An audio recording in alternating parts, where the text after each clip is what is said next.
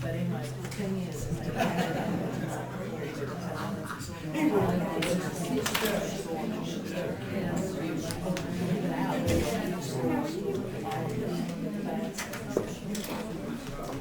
got more junk. That's sense. They put me on the end today. We'll move it in where you want. What did I do, lose the bed? I'll swap with you. Oh, no, I'm good. I'm good. Wherever I need to be.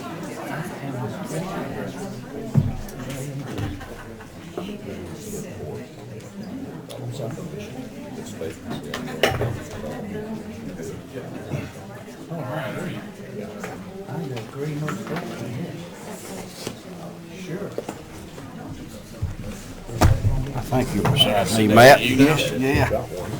Sorry, I didn't pull pull a a chair chair up up on on you. you. Should pull that thing. What's up with that? I didn't do that on purpose, I promise. Somebody in your family? Yeah, my nephew. You live here? Yeah, Marshall.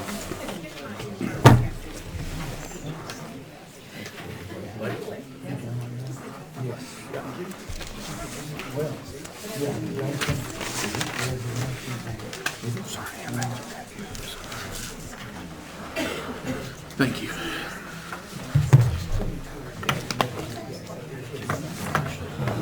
Oh, Well, it is in the middle though, isn't it? Doesn't matter. Yeah. should look better. No, we're good. Well, whatever. Very nice.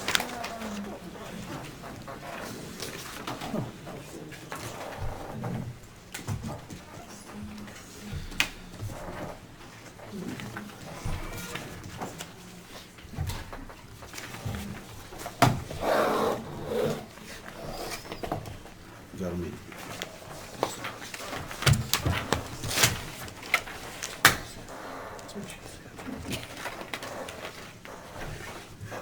I understand.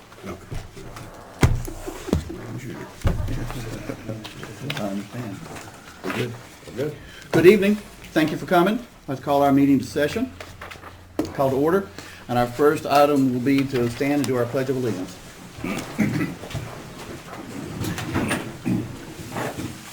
I pledge allegiance to the flag of the United States of America and to the republic for which it stands, one nation under God, indivisible, with liberty and justice for all.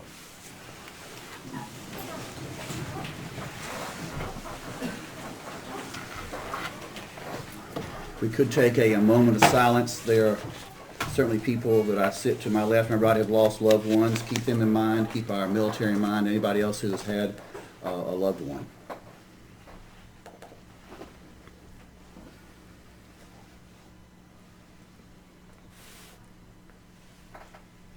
Thank you.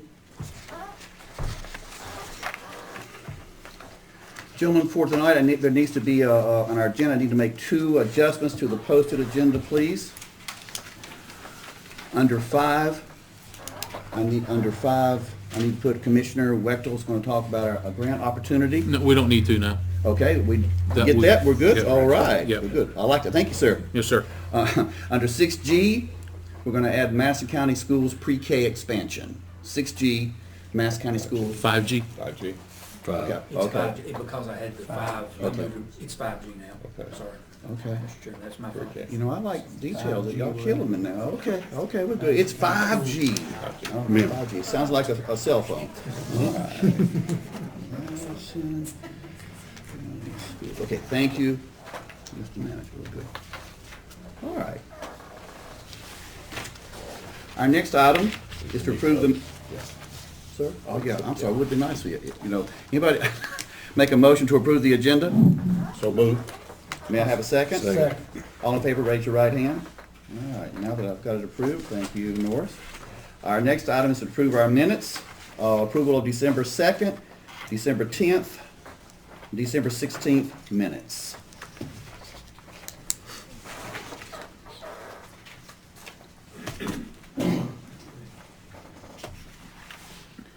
We've already had our package. Anyone Yeah. have a motion to change? or- There was one error that I noticed, and I didn't get a chance to notify Mandy about that ahead of time. I apologize, Mandy. But on the December 10th regular minutes, December 10th, yes, sir? at one point, and I don't have the minutes in front of me right this second, but at one point, they talk about the vote that we had up here where we had the stalemate. Correct. But at one point, it referenced that there was I think that it referenced there was a 3-2 vote somewhere, but there were only 4 of us present. Mark wasn't here. Okay, okay. Yes, it is in the bottom right there before C and an attorney. Okay, we'll make that change. Thank you, Mr. Webster. Otherwise, I would move to approve the minutes as presented with that correction. I second. All in favor, raise your right hand. Thank you.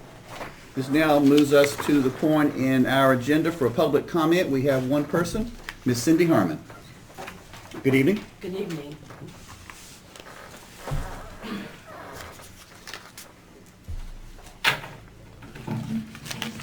Can you hear me? No? Can you hear me? No. It's on. It's green. Yeah. Do I hit it? Hello? There you go. There you go. Now we're good. Okay. Thank you. Sorry about that. No worries. Happy New Year. Good evening, gentlemen. My name is Cindy Harmon. I live in Spring Creek, and I'm a taxpayer in this county, and I operate the website SaveMadisonCounty.org. I'm here tonight to discuss the deplorable conditions of the Madison County Courthouse. The board allocated in 2019 budget a measly $150,000 for the repair of this building. This building cannot be brought up to code on this amount. You gentlemen have fallen short of your duty to the taxpayers of this county. I have posted this evening on my website pictures taken of this dilapidated entity, including pictures of toxic, molded, crumbling plaster, rat feces, rusted sewer piping, electrical wiring outside of conduit, and many other building and safety code violations. Not to mention a creek that runs underneath half of the building. I notice that you gentlemen no longer hold your meetings in this courthouse. I'd just like to know why. God forbid if a fire were to break out in this building, what would happen? There's only one way in and one way out, which incidentally brings up the legal premise of prisoners having to walk in front of a potential jury pool while in shackles and orange jumpsuits. Estelle versus Williams, 1976, the United States Supreme Court ruled this can potentially taint a jury pool. You have kicked the can down the road too long. This building is sick and deteriorated to the point of replacement cost is the same as restoration cost. If the courthouse is closed because of health and safety violation, then where will the court be held? Not here, where you guys are. AB Tech will not allow it. It will be in the unheated and uncooled Sheriff's Department garage, as it happened before. How embarrassing is this? As you funnel monthly budget amendment money over to Buddy Harwood, who can't seem to operate on his $3.5 million budget. This board takes a blind eye and allows homesteaders to come into our county and freeload off of our tax and zoning laws. This while not collecting back taxes, which are shameful 95% collection rate.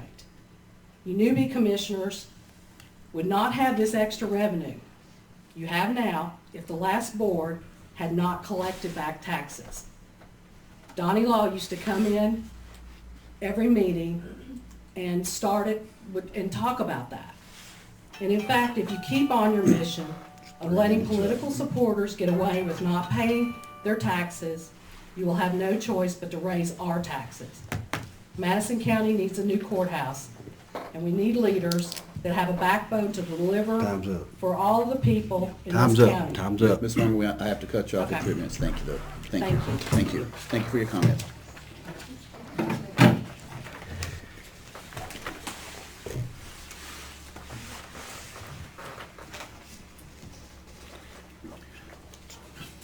Our next item is Chris Watson, the Director of the Community Housing Coalition. Mr. Watson, welcome. Thank you. Evening, Chris. Good evening. Good to see you all again. Usually the agenda is much more packed, so I should only take about 45. You have 10? 45 feet. You have 10, sir. Take all the time you need, Chris. You have included in your packets our 2019 annual report, which talks about our impact to the community. There were a few other things I wanted to bring up that weren't listed in that impact report. We had a lot of exciting changes in 2019. We opened Reclaim Madison in downtown Marshall as a hardware and salvage building materials thrift store, and that is really starting to hit its stride as a vibrant retail establishment in downtown Marshall. It's created 1 full-time job and 3 part-time jobs. Those are all living wage certified jobs. It's a great outlet for recycling materials and keeping them out of the landfill. But it's also a great place for the community to come and get involved and learn about housing in the community, give back through volunteering with CHC. We're seeing a good increase in volunteers, both at the store and in our volunteer repair program. And it's also a great place for lower income families to come and find essential items like refrigerators, stoves, washing machines, furniture, those essential items for a house to keep it healthy and in order.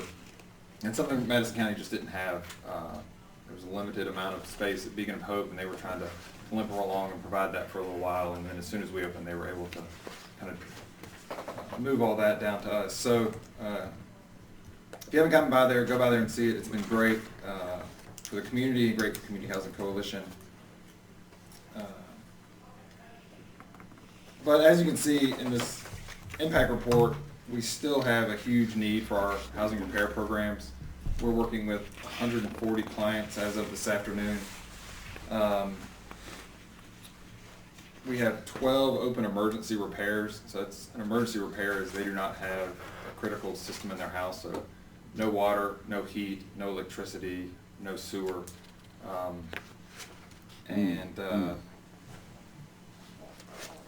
When we've got needs like that are open and trying to get through those just to keep people in their homes. There's nowhere else for folks to go. And luckily we've got some warm weather, so the heating issues, people aren't suffering as bad this week, but we're getting cold again next week, so we're trying to figure those out, and these are never straightforward, easy solutions. We had a gentleman come in whose septic tank had collapsed and all of his sewage was running right into the Laurel River, so he had to stop using water and flushing the toilet. And until we can get that repaired, we've got an elderly woman without any heat that we cannot figure out a solution in right now, given the resources we have. And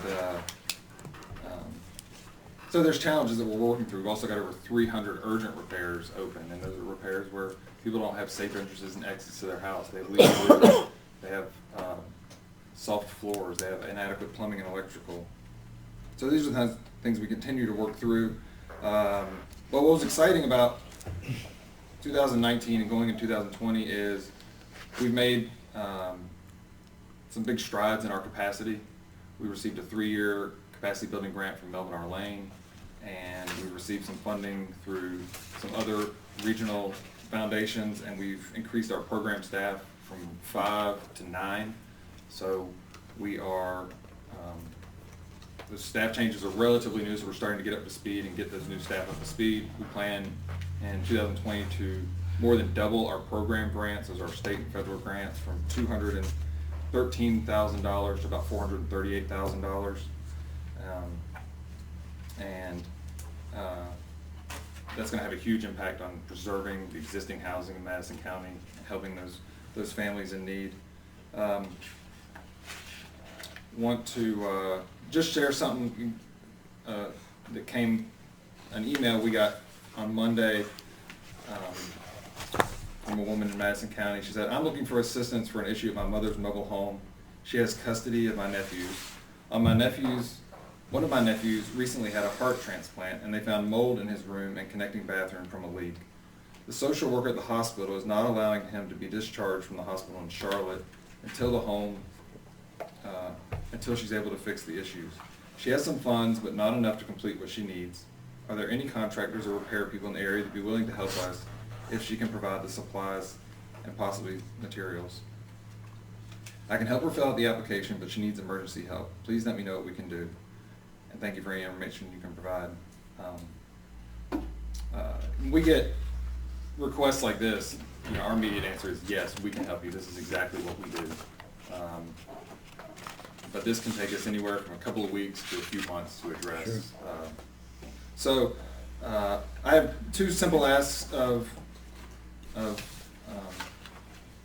Madison County and the Board of Commissioners. One is coming up probably your next meeting, there'll be a resolution to support our application for to the City of Asheville for our home funding, which we've partnered with. I've personally worked with Madison County since 2012 on this grant. So we're asking for another $75,000 to help with rural rehabilitation.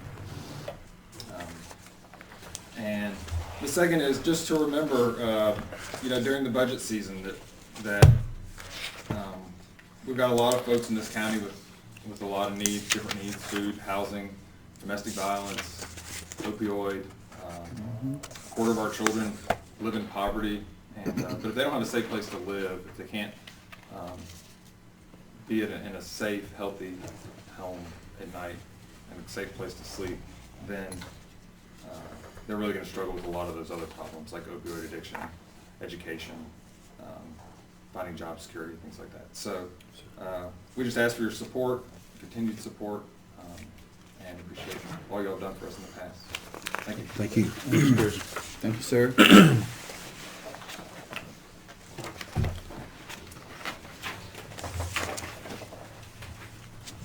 Thank you.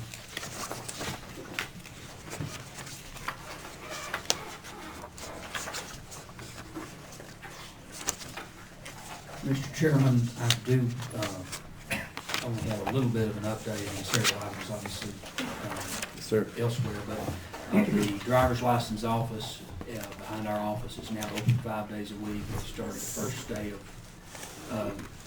I guess Friday the 2nd, we thought we were going to have a place to, the 3rd, we thought we were going to have a place to park, and it wasn't there that day either, so it was a nice surprise to have. Yes, sir. Been very well used, and we're finalizing some of the quotes on renovating permanent space, but the space they're in now is working out just fine in the meantime. So that's very good that we went from having an attempt to have no office in the county to having 3-day and then a 5-day. And appreciate all y'all going to bat for that. Appreciate our state legislators going to bat for that, because there was a special provision inserted in the budget that stated we were going to have a 5-day office starting January 1st. So that happened, and that's a good thing. The only other, no other update items. Next, you have EMS Service Bids, which I have put documents in front of you that you've had before. As a reminder, just the side-by-side for each of the bids that were received. As a reminder, as everyone knows, we've contracted with Mission Health for right at 30 years to do EMS service, and with the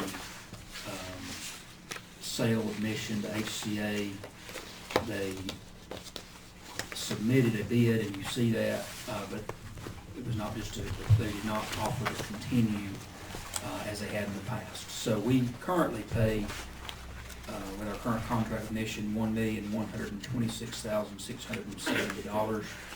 And we've received 3 bids, one from, and this is a request for services, which evaluates quality in addition to cost of the proposal.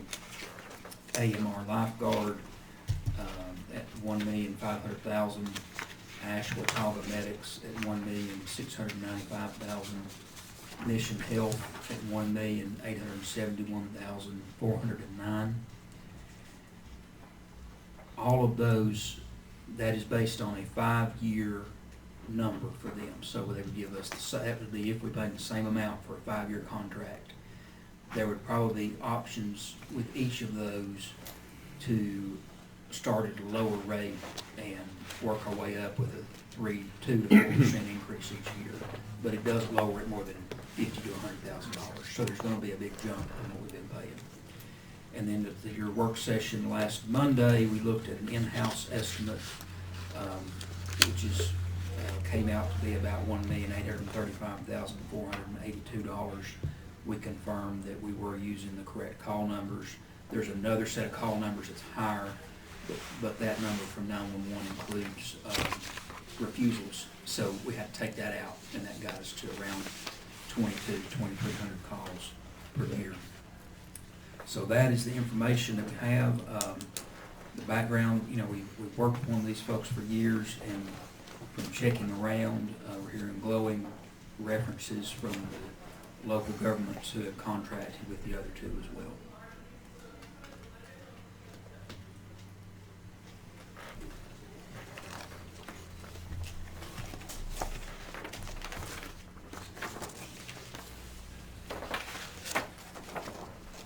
On the side-by-side, I put their bid, we asked for their bid amount as well as their proposed billing schedule, because there are basically two sources of revenue for the company.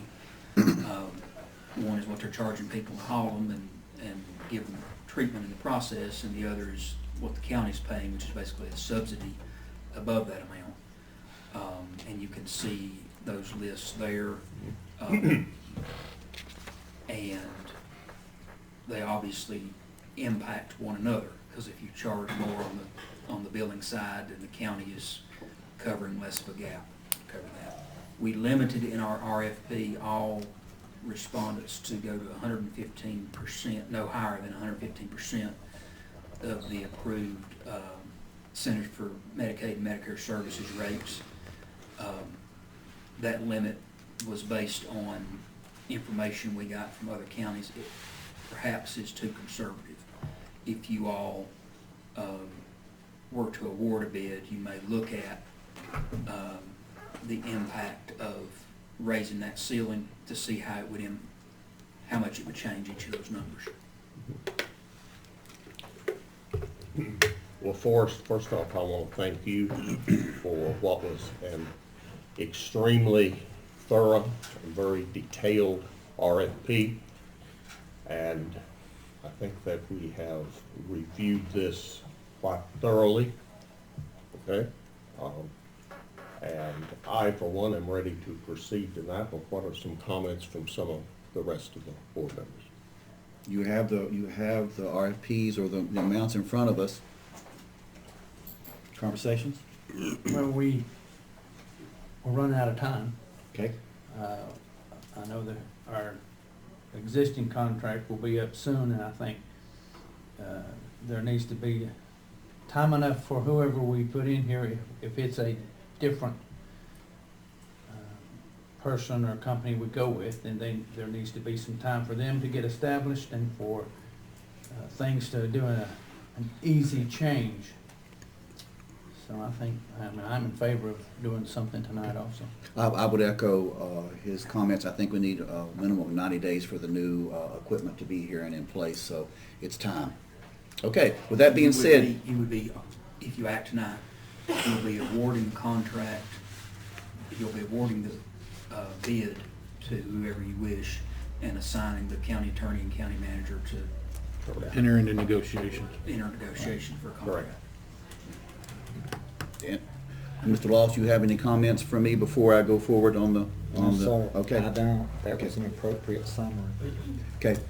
Fellow commissioners, do I have a motion of one to make a recommendation on one of the companies? Mr. Chairman, I move that we accept the bid of Ashwaubenon Medic. We have on the floor now, Ashwaubenon. Do I have a second on the motion? Second.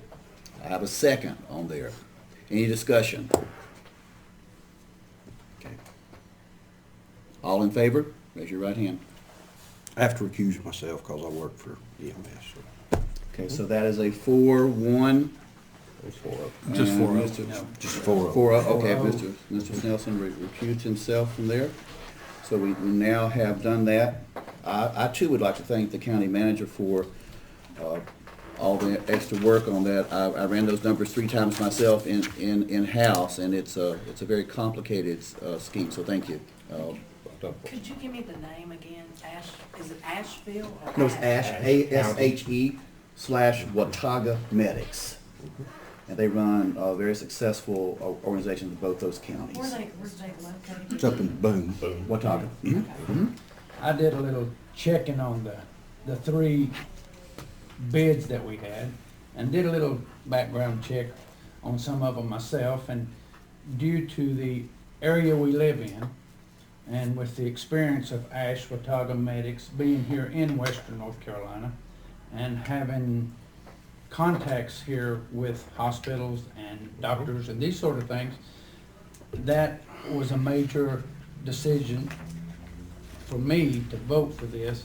AMR Lifeguard, they are a large company also, but my concern was coming in, setting up a new company, and working with our local people. ASHE Watauga had great recommendations from the people I talked to that they deal with on a daily basis. They've been doing this for years. And they have. And that is, That's the cheapest one, right? Were they the cheapest bid? they were Now not. on that. No, they understand what that means. 1695. Yeah. If you will look, though, there's some ancillaries there that's very important for me. It's what ASHE Watauga Medics actually charge for our proposed patients billing. It is significantly less than It what is less. another company would, and that matters to us sitting at this table. Right. Saving the taxpayers' money. Sir? Okay. Next, you have budget amendment number 6. We're halfway through the year, and that is when you start to finally, you have more savings that can be moved around, and you can evaluate various revenue changes. This is reduces the amount that was budgeted as revenue from fund balance. That's a very good thing to do. All of that money is going to one-time expenses, but the fact that we can reduce it helps you save money at the end of the year by doing that. Our vehicle tax revenue is up, continues to be, so there's an adjustment to raise that. Our interest on real property taxes is down some, so that offsets that somewhat. An increase in our education, economic development, sales tax revenue, increase in our deed filing fees of $15,000, reduction of $1,000 in marriage license fees. Hopefully, all this good weather will get some more people getting married or something. Sheriff's fees increased from housing of federal inmates by $14,820, housing of other county inmates by $2,250. That offsets that 2-month delay from the state in the start of the juvenile program. The latest number after including those is $72,300 that is the net effect of that we lost. So that's really good to have gone from it was about $221 or $2,000 to lose those 2 months. By getting in more federal, state, and local folks from other counties, that's cut that number down to $72,300. Building inspection fees are up $15,000. Zoning fees are up $5,000. Cell tower fees are up. Reduction in Medicaid transportation due to actual receipts year to date. An increase in Beach Glen Center income. Increase in miscellaneous income from an insurance payment we received for something that happened months ago. A recording of a grant for solid waste, electronics management grant of $7,000, recording the revenues and expenses. Recording $50,000 for the Hot Springs Wi-Fi grant that was funded in June, and we didn't record it on this year's budget, so that moves it over to this year's budget. And then the next category reallocates lapsed salaries from various departments and puts them in other areas. So $25,000 added to professional services legal to assist with the expenses related to the Madison asphalt case in the next several months. Additional money, $5,000 to cover juvenile inmates that are our juvenile inmates where we have to pay the $122 a day, no matter where they're housed. This has Correct. nothing to do with our local program. If they're here, we're getting half the money. If they're going somewhere else, we're paying $122. We got a few more who are staying a little longer who are Madison County people. Everything else is lapsed salaries. And then we have the balance of that, $24,958, is moved into capital outlay to assist with repairs of the space for the driver's license office. Good. We've got $191,000 in contingency. Which is Good deal. Force on the solid waste electronic management grant, Mhm. where that was an in and an out. But has that grant, has that been exhausted at this point, or is there still, for people out there that might have electronics to get rid of? I'll Or have to check. Oh, I was just curious. I'm not sure. I didn't know if you knew off the top of your head. No big deal. Thank you. Last I heard, they still had grant money They available. usually do. You know, we had to, about 3 years ago, start charging for electronics, but we've had so much grant money come in from various sources that it's been pretty rare that there hasn't been a grant in existence to cover that expense. So,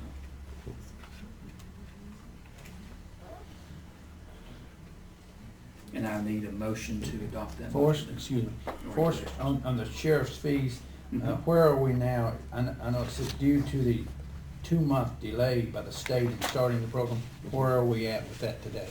It's going, and they're housing juveniles, have been for about 6 weeks. And everything's going well. We're having someone from the health department go, because this was not planned for. The health department is doing the initial intake health screenings that are required for the juveniles. Contracting that out with either a telehealth program or a on-site nurse or part-time nurse. Correct. Is all being evaluated. For now, the health department's providing it, and the health department will do a bill later to show how much of that's coming from the sheriff's office, to make sure that budgeting is very clear. We know how much it is. Do you know how many juvenile inmates we have? I think 13. Okay, Yeah. that's good. They're paying us, what, for 15 though, right? They pay us for 15, that's correct. They Pay us for 15. That's the best thing probably about the contract is with feds and with state, obviously it's per inmate. In this case, the state wanted to know they would have 15 beds to preserve them at all times. They pay us for the 15 no matter what. And we have space for up to 5 more that we'll only get paid for if they house them, but we're always guaranteed the revenue for the 15. Okay. It is a significant revenue line. Would that be, That is good. It is, along with significant expenses. Always? Yeah, that's right. always? And the problem is we don't know what all the expenses are yet, because we're learning it as we go. But I think that it's still, we had to do something to trade out for the federal inmates that we weren't housing anymore. Correct. And so it is a huge revenue line offset by the expense for education and extra detention officers, all those. We knew those things. We knew about the feeding costs. Feeding costs actually came down a little bit with this program.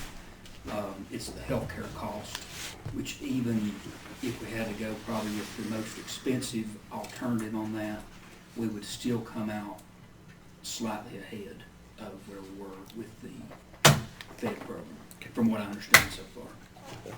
With that all being said, any other comments before we vote on the budget amendment? No. May I have a motion? So moved. May I have a second? Second. All in favor, right hand. It's approved. Okay. Next, you have your tax refunds and releases for the month of December.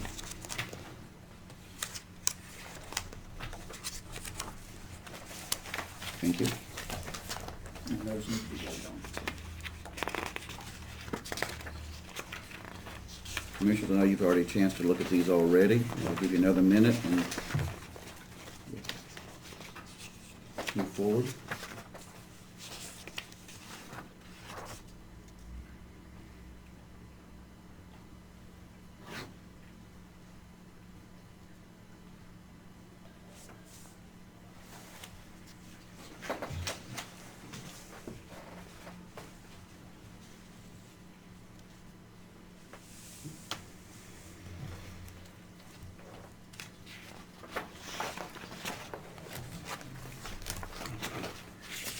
We've already reviewed that. May I have a motion? Make a motion. May I have a second? Second. All in favor, raise your right hand. Yes, sir. Next, you have your December financial report, including a list of checks for the month of December. We're, as stated earlier, 50% of the way through the fiscal year, so every line should be no higher or lower than 50%. There are exceptions to that, because there are things where we get or spend all of our money at the very beginning of the year on something. There are cases where we won't do it till the end of the year. Overall, revenues at 52%, which is on target. We're going through our heavy collection. We've just finished our heavy collection time for property tax. This has everything through December 31st. We probably had significant money come in the first 3 or 4 days of January, and now we'll be seeing more come in the next couple of months, but the vast majority of it is in. Sales tax revenue will be the big one that continues to come in into September because of the way the state process works on the sales tax. We don't get money for our June sales until the state processes and gets them back to us in September. So the sales tax will be a late comer on that. Expense, which is the thing we always try to control because you can do a lot more to control your expenses than you can your revenue, is 42%. So that's 8% below the 50% target. That's very good work by most of our department heads to do that, and really keep that money and be able to move it around to other things within their departments as well as others. You will see that pick up after this month because we pay our debt payment on the jail, cooperative extension, and school building programs in February or January. So we're looking good. Year to date, we have a gain of $2,641,431, and we have $197,000 in the contingency line, which can be used for emergency purposes. If not, that's a guaranteed surplus. Thank you.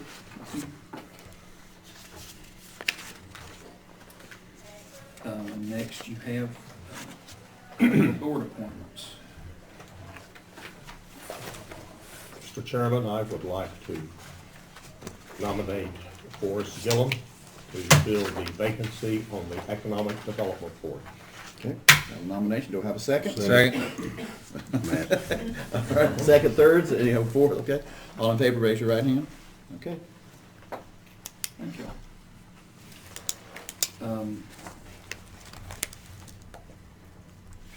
The others, I do not think you have any. You have a reappointment.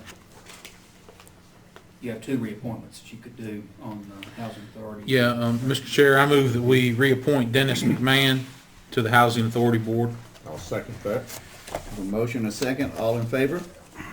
Okay, Mr. McMahon's in. Thank you, Mr. Welker. Actually, he pronounced it McMahon, I think, sorry. Okay, okay.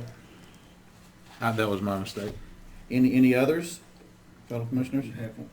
Yeah. Mr. Chair, I move that we nominate Barbara Rice to be reapproved for the Nursing Adult Home Care Community Advisory Board. I'll second. On a motion and a second, all in favor? Okay. And the rest will continue to recruit for. I have, Okay. I've asked Chris for recommendations on that, for that board, Yes, sir. and have not heard anything back from him yet. I don't know if anybody else has. I think we should hold off on those. Yeah, Okay. great. Sounds good. Okay. Then there's one extra section this time that I forgot about that is, you all can act on it. We thought this might be good to look at annually, the boards that you all serve on. Mhm. You can see the Land of Sky Board of Delegates, Land of Sky Rural Planning Organization, RPO, French Broad River Planning, Metropolitan Planning, MPO, and the Via Health Commissioner Advisory Board. You can see their meeting times and who currently serves. If you all wish to make any changes, you can do that this time, or you can do it any other time. Mr. Chair, I move that we make our Land of Sky Board of Delegates available to any one of us 5 that is available to attend. Yes. That's difficult to be able to meet, to get to all those. It's a lot easier if we can spread the wealth on that. Yes. Yeah, I agree. Second. agree. there. Second, all in favor? Absolutely. Okay, all right. And I think that's worked out fairly well since we started that. Okay. Yes. Thank you, sir. Yep. Any others on that? No, sir. Just leave them out. That being said, we go to G, right? Yeah, 5G. Talked to y'all briefly last week, and you have kind of an A and a B in front of you. School system, Head Start, or Smart Start have been working on a plan to add more pre-K slots in the county. And you can see some enclosed information from the school system about that, but there are 2 proposals. And actually timed pretty well, because I called them this fall and kind of asked about some things. We've seen issues with some employee recruitment, not having childcare, no matter what the source in the county is. It's troublesome for a lot of individuals, and it can impact employers, public and private sector. So there are 2 proposals. One which is an easier budget decision for y'all to make. I don't think anything's easier. One is for $5,000 in one-time funding to establish a pre-K boot camp. And that's to get it started That's just to get it before this, for the spring. It has to start in spring. It'll start in March or April. 22 of the 27 kindergartners in Hot Springs this year it was the first time in any sort of educational setting. And with the with the standards that have been in place for a number of years, kindergartners are expected to be doing a lot more than they used to be. So they're starting out way behind. That number is not seen. That percentage is vastly higher at that school. So the idea is, I think, 1 day a week, for really just a few hours a week, just sort of eases people in. They'll identify them at kindergarten registration. It's a low-cost new thing they're going to try to kind of jumpstart that. And that would be $5,000 in one-time funding, which you have the grant matching line from the Economic Development Sales Tax, and that has $130,000 sitting there that you haven't used. I make a motion, we do the 5,000. I'll second that motion. Any discussion? All in favor? Right? The next is for,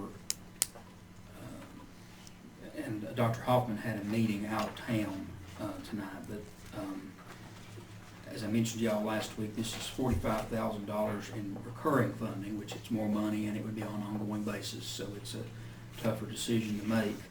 But it would add 3 pre-K classrooms serving Hot Springs, Brush Creek, and Mars Hill Elementary. It's approximately $15,000 for pre-K classroom. That $45,000 in county funding would leverage $291,000 in state expansion dollars to add 51 slots throughout the county. That almost doubles your number of pre-K slots in the county.